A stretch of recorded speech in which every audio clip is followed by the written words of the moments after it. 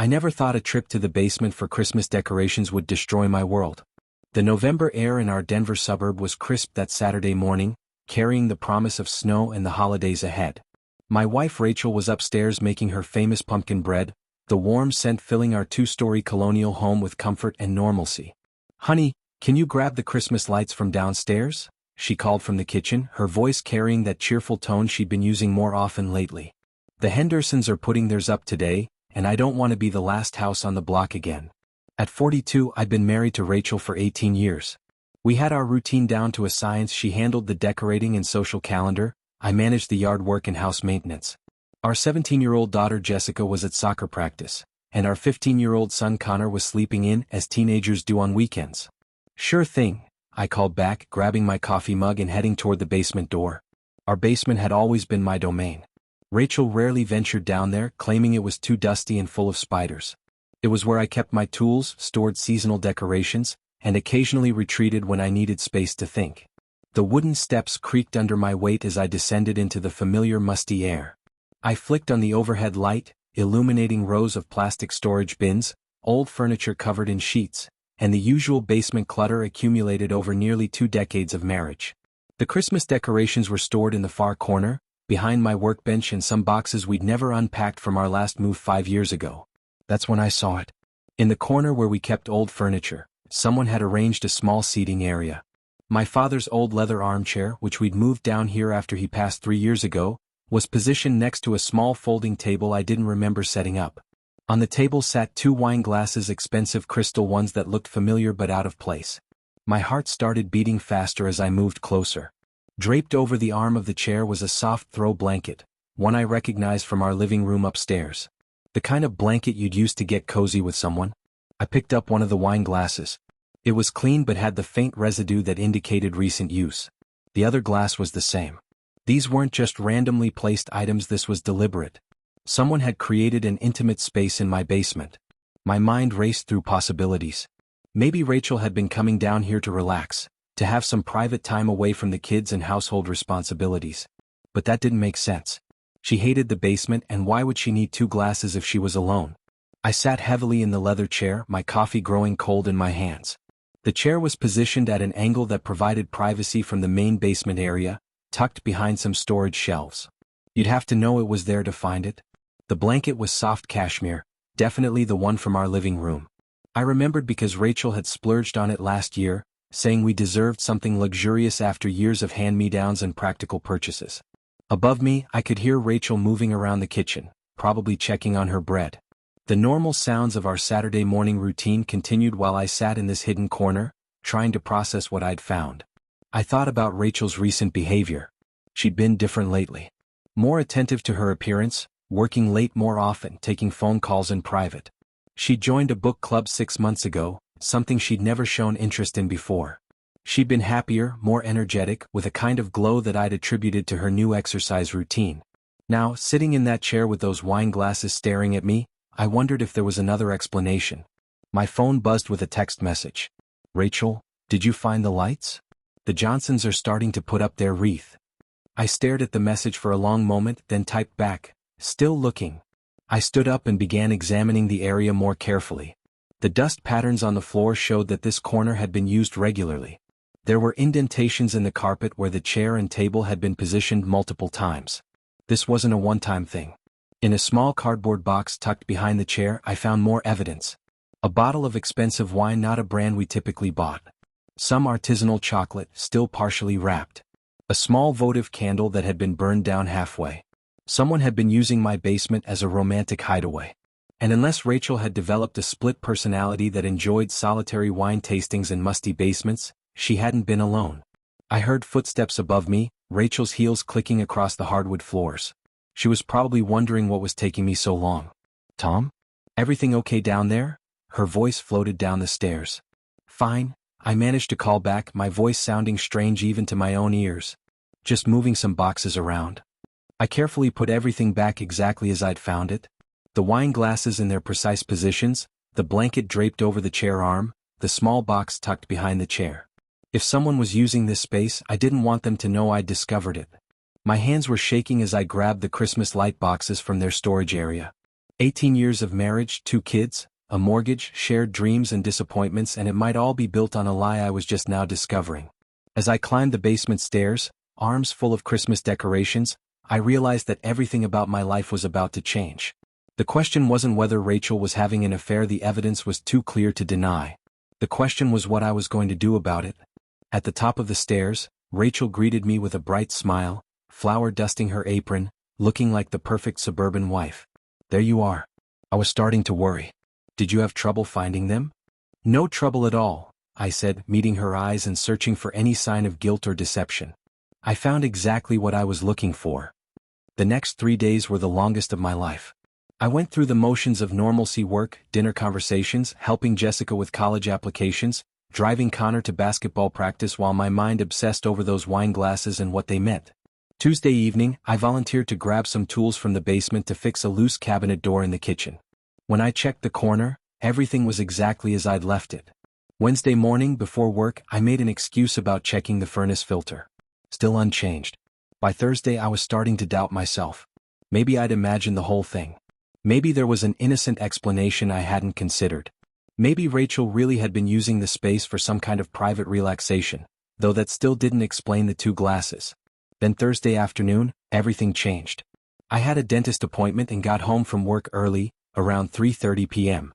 Rachel's car was in the driveway, which was normal since she worked from home 3 days a week as a freelance graphic designer. But there was another car parked across the street, a dark blue sedan I didn't recognize. I parked in the garage and entered through the kitchen. The house was quiet, too quiet for a Thursday afternoon. Rachel usually had music playing when she worked, or the TV on for background noise. "Rachel?" I called out. No answer. I checked her home office upstairs. Empty. Our bedroom was empty too. The kids wouldn't be home for hours. Jessica had drama club and Connor had basketball practice until 6 p.m. That's when I heard it, a muffled sound from below. Voices, quiet but distinct. My heart hammered as I crept toward the basement door. I could hear Rachel's laugh, soft and intimate in a way I hadn't heard directed at me in months. Then a man's voice, too low to make out words but clearly there. I stood at the top of the basement stairs, frozen between going down and confronting them, or retreating and pretending I'd never come home early. The coward in me wanted to leave, to drive around the block and come back later, to maintain the illusion of my marriage a little longer. But I had to know. I quietly opened the basement door and descended the first few steps, staying in the shadows. The voices became clearer as I moved down. "Can't keep doing this forever," Rachel was saying. "I know," a man replied. The voice was familiar but I couldn't place it. "But what's the alternative?" "I feel terrible lying to him," Rachel said. "Tom's a good man. He doesn't deserve this." My legs nearly gave out. Hearing her admit it, hearing her say my name in that context, made it real in a way that the wine glasses hadn't. "He doesn't deserve you either," the man said. "You've been unhappy for years." "That's not fair," Rachel replied, but her voice lacked conviction. I crept down a few more steps until I could see them. They were in the corner I'd discovered, Rachel curled up in my father's chair, a man sitting on the floor beside her, his hand resting on her knee. The wine glasses were full, the candle was lit, and they looked comfortable together in a way that spoke of many previous meetings. The man was Phil Henderson, our neighbor. Married to Karen, father to 2 young kids. The same Phil who'd helped me install a new fence last summer, who borrowed my lawn mower regularly, who we'd had over for barbecues dozens of times. I watched my wife touch his face tenderly, the way she used to touch mine in the early years of our marriage. I watched him lean in to kiss her, and I watched her respond with a passion I thought had died years ago. I backed up the stairs slowly, carefully, fighting the urge to either scream or vomit. Once I reached the kitchen, I grabbed my keys and left the house as quietly as I'd entered. I drove aimlessly through our suburban neighborhood, past the elementary school where both kids had gone, past the park where we'd had countless family picnics, past the restaurant where Rachel and I had celebrated our anniversary just 3 months ago. How long had this been going on? Phil and Karen had lived across the street for 8 years. Had Rachel been unhappy that long? How had I missed the signs? I thought about confronting them immediately, but something held me back. Maybe I needed more information. Maybe I needed time to figure out what I wanted to do. Or maybe I just wasn't ready to blow up both our families in one afternoon. By the time I returned home at 5:45 p.m., the blue sedan was gone. Rachel was in the kitchen starting dinner, humming softly to herself. She looked radiant, more alive than she'd seemed in months. "You're home late," she said, kissing my cheek when I walked in. Her lips were soft and warm, and I wondered if they'd been kissing Phil just hours earlier. Traffic was terrible after the dentist, I lied, amazed at how easily the deception rolled off my tongue. How was your cleaning? She asked, turning back to the stove. Fine. Everything's fine. But nothing was fine. As I sat at the dinner table with my family that night, listening to Jessica talk about her upcoming college interviews and Connor complain about his math teacher, I realized I was now living a double life too. Pretending everything was normal while knowing my marriage was a lie. The difference was I'd never chosen this deception. It had been forced on me by the two people I'd trusted most in the world, my wife and my neighbor. After dinner, as Rachel loaded the dishwasher, she seemed lighter, more present than she'd been in months. She laughed at Connor's jokes, helped Jessica with her homework, and even suggested we watch a movie together as a family. You seem happy tonight, I said as we settled on the couch, the kids on either side of us. I am happy, she said, snuggling against my shoulder. Sometimes I forget how lucky we are. The irony was crushing. Her affair was making her a better wife and mother, while the knowledge of it was slowly destroying me from the inside. That night, as Rachel slept peacefully beside me, I stared at the ceiling and wondered how many other Thursday afternoons there had been. How many lies she'd told. How many times she'd come to bed after being with him. I wondered if she'd ever loved me the way she clearly loved Phil, or if our entire marriage had been a comfortable arrangement that had run its course. Most of all, I wondered what kind of man I was going to choose to be now that I knew the truth. Friday came and went in a blur of forced normalcy. I went to work, sat through meetings, responded to emails, all while feeling like I was watching someone else's life. Rachel texted me during the day little things about grocery lists and weekend plans, and each message felt like another small betrayal. The weekend was torture. We attended Connor's basketball game on Saturday, sitting in the bleachers with other parents, including Phil and Karen Henderson. I watched Phil cheer for Connor, watched him make small talk with Rachel, watched the easy familiarity between them that I now understood was built on something much deeper than neighborly friendship. Karen Henderson sat beside me, completely oblivious to the fact that her husband was sleeping with my wife. She chatted about holiday plans and shared pictures of their kids' recent school projects. She was a kind woman, a devoted mother, and she had no idea her life was about to implode. Tom, you're quiet today, she observed during halftime. Everything okay? Just tired, I said, hating how easily I was learning to lie. I know the feeling. Phil's been working late so much lately. Some big project at the office. I barely see him anymore. I nodded sympathetically while inside I was screaming. Phil wasn't working late, he was having an affair with my wife in my basement while I was at work, and his own family thought he was being a dedicated employee.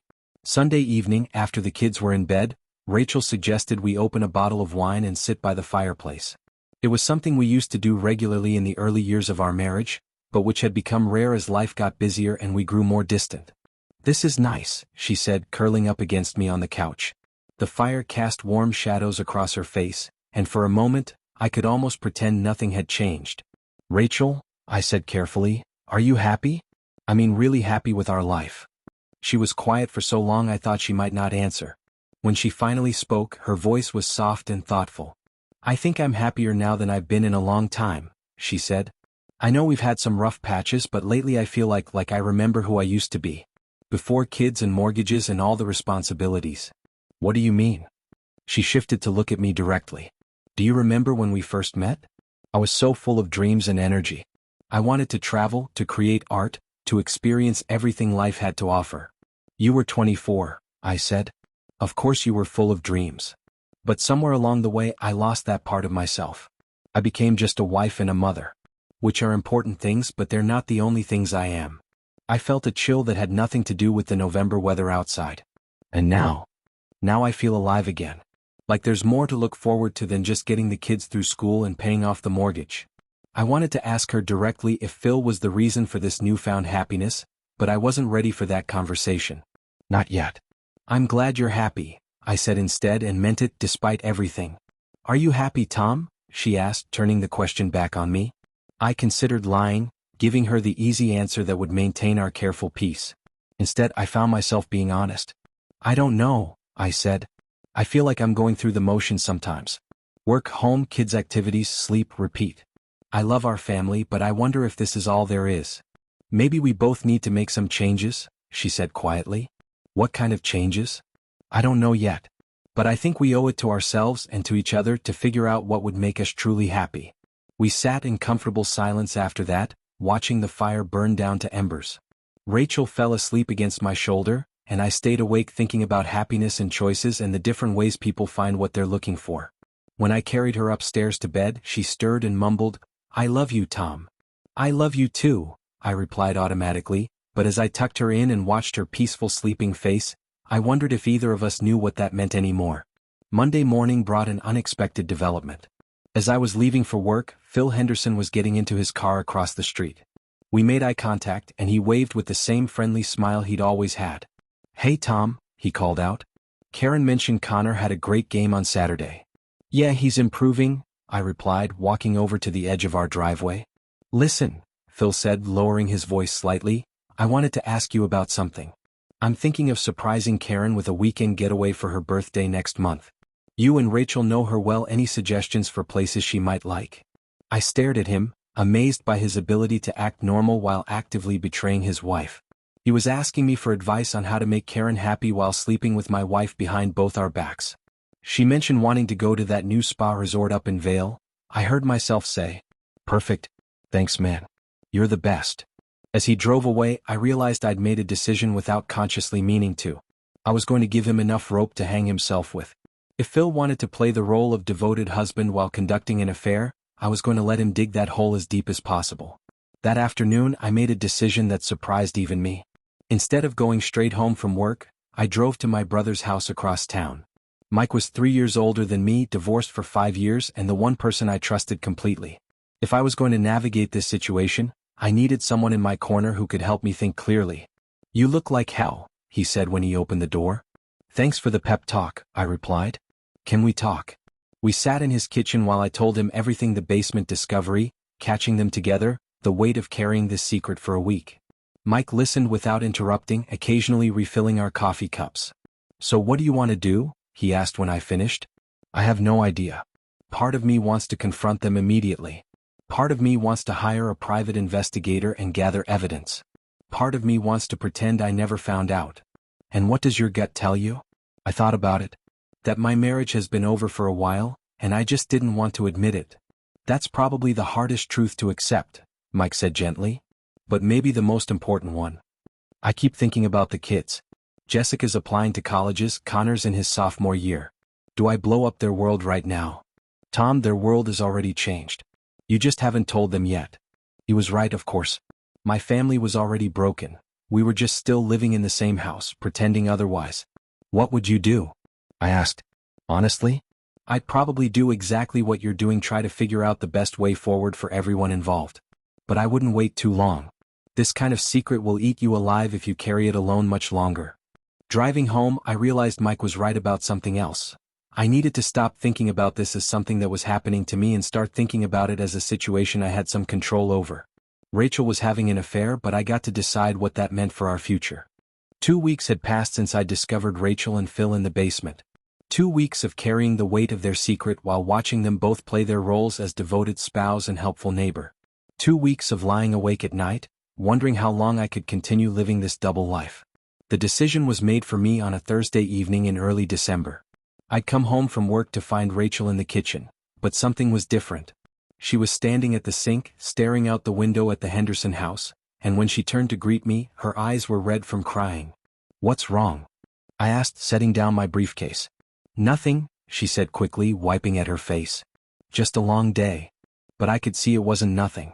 She moved around the kitchen with agitated energy, starting dinner preparations but abandoning them halfway through, checking her phone repeatedly, jumping at every small sound. The kids were both out, Jessica at a friend's house working on a group project, Connor at basketball practice until 8. We were alone in the house, something that had become rare lately. "Rachel," I said carefully, "what's really going on?" She stopped pretending to be busy and leaned against the counter, her shoulders sagging. "Phil thinks Karen is getting suspicious." The words hung in the air between us.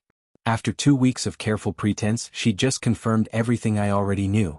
"About what?" I asked, even though we both knew the answer. She looked at me, then really looked at me, and I saw the exact moment she realized I wasn't asking because I was confused. I was asking because I already knew. "Oh God," she whispered. "How long have you known?" I found your little setup in the basement 3 weeks ago. The wine glasses, the blanket, all of it. Rachel sank into one of the kitchen chairs, her face pale. Tom, how long? I asked. 8 months, she said quietly. 8 months. While I'd been planning our anniversary dinner, she'd been starting an affair. While I'd been helping Phil install that fence, he'd been sleeping with my wife. Are you in love with him? I asked. She was quiet for so long I thought she might not answer. When she finally spoke, her voice was barely above a whisper. Yes. The simple honesty of it hit me harder than any lie would have. At least she wasn't going to insult my intelligence by pretending it was just physical or a mistake or something that didn't mean anything. And us? I asked. What are we? I don't know, she said, tears starting to flow freely now. I love you, Tom. I really do. But I'm not in love with you anymore. I haven't been for a long time.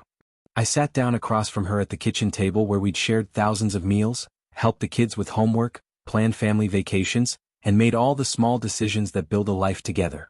When did you stop? I asked. I don't think it was sudden, she said, struggling to find the words.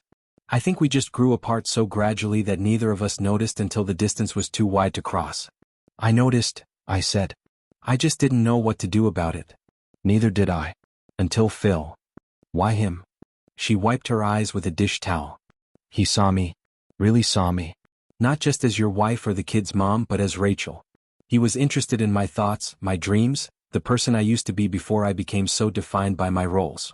I felt a stab of recognition because she was describing something I'd lost too, the ability to see her as an individual rather than just my partner in managing our shared responsibilities.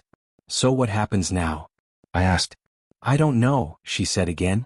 Phil is terrified of losing his kids. Karen adores them and she'd fight for custody. He might lose everything. What about us? What about Jessica and Connor? I don't want to hurt them, she said. Or you. But I can't keep pretending to be happy in a marriage that feels like a business partnership. The brutal honesty was almost refreshing after weeks of deception. Are you asking for a divorce? I said. I don't know what I'm asking for. I just know I can't keep living this lie. We sat in silence for several minutes, the weight of 18 years together pressing down on us.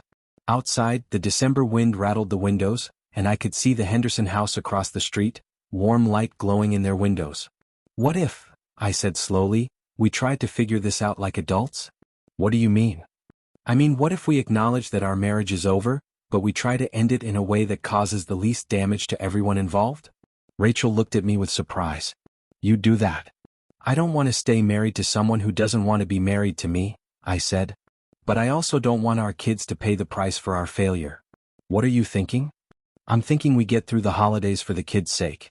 We figure out how to tell them in a way that doesn't destroy their sense of security. We work out custody and finances like reasonable people instead of enemies. And Phil? I considered this carefully. That's between you and him. But if he's going to leave Karen, he should do it because he wants to be with you, not because I forced his hand by exposing the affair. You're being more generous than I deserve, she said. Maybe. Or maybe I'm just tired of being angry about something I can't change. That evening, after the kids came home and we'd gotten through dinner and homework and the usual family routine, Rachel and I sat in our bedroom and began the difficult process of planning the end of our marriage. We agreed to wait until after Christmas to tell the kids. We agreed to see a counselor together to help us navigate the divorce process civilly. We agreed that whatever happened between her and Phil, our focus would be on maintaining stability for Jessica and Connor. It wasn't the conversation I'd imagined having when I'd walked down those basement stairs 3 weeks earlier. But it was honest in a way we hadn't been with each other in years.